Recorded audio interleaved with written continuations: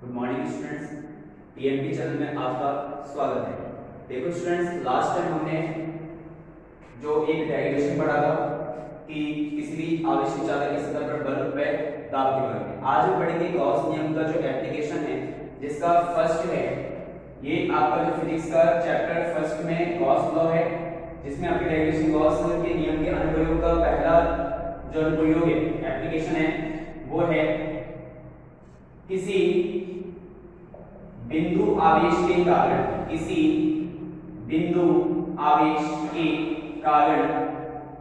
विद्युत क्षेत्र की तीव्रता ज्ञात करना। किसी बिंदु आवेश के कारण विद्युत क्षेत्र की तीव्रता ज्ञात करना। Intensity of electric field due two point charge. देखो स्टूडेंट्स, ये गॉस लॉ का एप्लीकेशन है। गॉस लॉ के एप्लीकेशन, गॉस लॉ ये कहता है कि किसी भी बंद पृष्ठ से जो निर्गत आपका जो उसमें उपस्थित आवेश जो है, उस आवेश के योग के तुल्य होता है। यानी कि यहाँ पे आपको कोई सा भी एक पॉइंट चार्ज देना है, उस पॉइंट चार्ज के कारण आपको इंटेंसिटी ज्ञात करनी है, कैलकुलेट करनी है इलेक्ट्रिक फील्ड की। ठीक है, सबसे पहले हम यहाँ पे क्या करेंगे, एक विद्युत क्षेत्र बनाएंगे। हम क्या करेंगे, एक विद्युत क्षेत्र बनाएंगे। क्लियर? विद्युत क्षेत्र आपका यहाँ पे कोई एक बिंदु आवेश देते हैं, एक पॉजिटिव पॉइंट चार्ज देते हैं। इसके स्मॉल r डिस्टेंस पर आपको एक पॉइंट लेना है P। इसके स्मॉल r डिस्टेंस पर आपको क्या लेना है, पॉइंट P लेना है, जहां पे मुझे विद्युत क्षेत्र की तीव्रता ज्ञात करनी है। वहां पे मुझे क्या ज्ञात करनी है, इंटेंसिटी ऑफ इलेक्ट्रिक फील्ड वहां पे हमें ज्ञात करनी है। इसके लिए स्टूडेंट्स हम क्या करेंगे, गॉस नियम ये कहता है कि किसी भी आपको विद्युत क्षेत्र की तीव्रता ज्ञात करनी हो तो उसके लिए हम एक काल्पनिक गोलाकार पृष्ठ का निर्माण करते हैं। तो Q को हम क्या मान लेंगे, सेंटर, केंद्र, और R को हम मान लेंगे त्रिज्या, और इसको मान करके हम एक गोलाकार काल्पनिक पृष्ठ का निर्माण करते हैं। हम एक गोलाकार काल्पनिक पृष्ठ का निर्माण करते हैं। इस P बिंदु पर आपको विद्युत क्षेत्र की तीव्रता ज्ञात करनी है। सबसे पहले इसमें से निर्गत फ्लक्स का मान ज्ञात करना है। हम इस पूरी डेरिवेशन के अंदर क्या करेंगे, निर्गत फ्लक्स का मान ज्ञात करेंगे, और उसके बाद आपका गॉस लॉ जो है, गॉस लॉ के अकॉर्डिंग आप निर्गत फ्लक्स का मान ज्ञात होगी। ठीक है, तो इसमें से निर्गत फ्लक्स का मान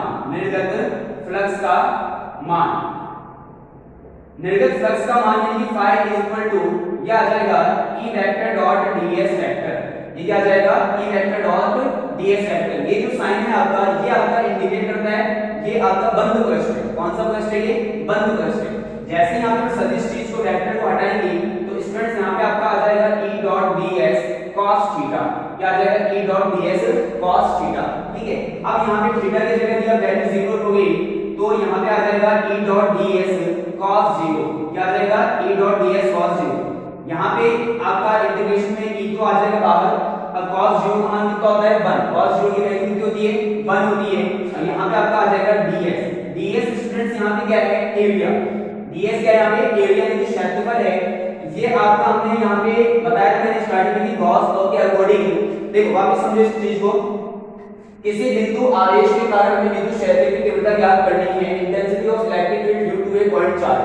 मैंने बताया कि आपका एक पॉजिटिव चार्ज है, कोई सा पॉइंट चार्ज है, इसके स्मॉल r डिस्टेंस पर पॉइंट P है, जहां पे मुझे intensity of electric field calculate करनी है। इसके लिए हम गॉस का नियम ये कहता है कि Q को हमने क्या मान लिया, केंद्र, और R को हमने क्या मान लिया, त्रिज्या, और त्रिज्या मान करके हम यहां पे एक काल्पनिक गोलाकार पृष्ठ का निर्माण करते हैं। ठीक है, तो गोलाकार पृष्ठ पे ये यहां पे आपके पास ds जो है वो क्या है, एरिया यानी क्षेत्रफल। तो गोले का जो क्षेत्रफल होता है स्टूडेंट्स वो क्या होता है, 4 pi r स्क्वायर, यानी कि चूंकि ds is equal to 4 pi r square, तो phi इज इक्वल टू आ जाएगा E into 4 pi r square. Equation number ये हमारे पास क्या आ गया, 1 आ गया। ठीक है, ये तो हमने निकाला है निर्गत फ्लक्स का मान। अब गॉस के अकॉर्डिंग निर्गत फ्लक्स का मान क्या है वो हम यहां पे देखेंगे। देखिए, तो गॉस के नियमानुसार गॉस का नियम ये कहता है कि कोई सा भी आपके पास यदि पृष्ठ है, यानी कि कोई सा भी आपके पास बस्ट है तो उसमें जो आवेश का जो मान होगा वो आवेशों के योग के बराबर होगा, यानी कि sigma q upon epsilon naught. Phi is equal to क्या होता है student, sigma q upon epsilon naught. अब यहाँ पे आपको क्या करना है, यहाँ पे सिग्मा q यानी कि आवेश की वैल्यू कितनी है, एक बिंदु आवेश पॉइंट चार्ज यानी कि q के जगह हम क्या रख सकते हैं कैपिटल Q, यानी कि चूंकि sigma q is equal to capital Q, तो यहाँ पे स्टूडेंट्स आ गया capital Q upon epsilon naught. इसको हमने दे दिया इक्वेशन नंबर 2। फर्स्ट इक्वेशन में जो हमारे पास नेगेटिव फ्लक्स का मान आएगा E is phi is equal to E into 4 pi r square, और यहाँ पे phi की वैल्यू आ गई Q अपॉन एप्सिलॉन नॉट। तो compare equation 1 and equation 2, compare equation 1 and equation 2। आपको इक्वेशन 1 और इक्वेशन 2 में तुलना करनी है। वहां पे हमारे पास आया था E into 4 pi r square, और यहाँ पे आपके पास आया Q अपॉन एप्सिलॉन नॉट। ये आपस में क्या हो जाएंगे, एक दूसरे के इक्वल हो जाएंगे। क्यों होंगे, क्योंकि देखो जैसे मान लो मैं यहाँ बता रहा हूँ कि इक्वेशन फर्स्ट के अंदर phi की वैल्यू आपके पास आई थी E into 4 pi r square, यानी कि इसका मतलब ये हो गया स्टूडेंट्स कि phi का जो मान है वो E into 4 pi r square है, और इक्वेशन 2 से हमने देखा phi की वैल्यू जो है वो capital Q upon epsilon not है। ठीक है, यहाँ से phi की वैल्यू ये है, यहाँ से phi की वैल्यू ये, तो इसका मान इसके बराबर हो जाएगा, नहीं हो जाएगा।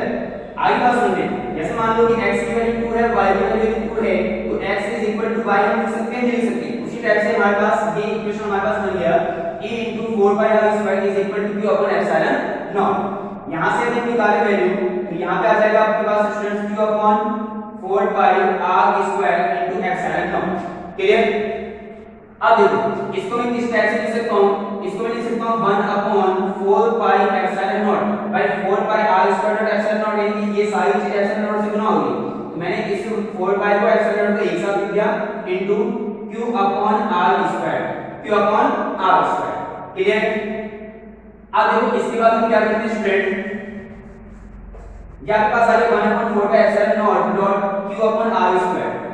जो कूलाम ने जो नियम दिया था, कूलाम ने जो नियम दिया था कि दो आवेश है Q1 और Q2, इन दोनों ही आवेशों के बीच जो डिस्टेंस है वो r डिस्टेंस है, वहां से जो कूलाम ने इन दोनों आवेशों पर लगने वाला जो बल है, तो वो बल जो होगा वो होगा K Q1 Q2 upon r square. ये आपने पढ़ा है। तो K की जो वैल्यू थी वहां पे स्टूडेंट्स वो थी 1 अपॉन 4 pi एप्सिलॉन नॉट। ठीक है, क्या थी K is equal to 1 upon 4 pi epsilon naught, यानी कि 1 अपॉन 4 pi एप्सिलॉन नॉट में क्या लिख सकता हूं, K लिख सकता हूं। तो चूंकि K is equal to 1 upon 4 pi epsilon naught, यहां पे स्टूडेंट्स आ गया E is equal to K Q upon r square. ये क्या है, E is equal to K Q upon r square. ये हमारे पास लास्ट विद्युत क्षेत्र की तीव्रता निकल के आ चुकी है कि हमारे पास एक पॉइंट चार्ज है Q, इसके स्मॉल r डिस्टेंस पर पॉइंट P है जिस पर मुझे विद्युत क्षेत्र की तीव्रता ज्ञात करनी है। तो हमारे पास फॉर्मूला क्या बन गया, E is equal to K Q upon r square. ये जो है ये आपका स्केलर फॉर्म है, अदिश रूप में। हमको इसको यदि सदिश रूप में यदि लिखना हो तो हम इसको किस प्रकार से लिख सकते हैं, E is equal to K Q upon r square dot r cap. ये हमारे पास आ गया सदिश रूप में। कौन से रूप में आ गया स्टूडेंट्स, सदिश रूप में। क्लियर? अब देखो ये हमारे पास आ गया किसी बिंदु आवेश के कारण विद्युत क्षेत्र की तीव्रता का फॉर्मूला।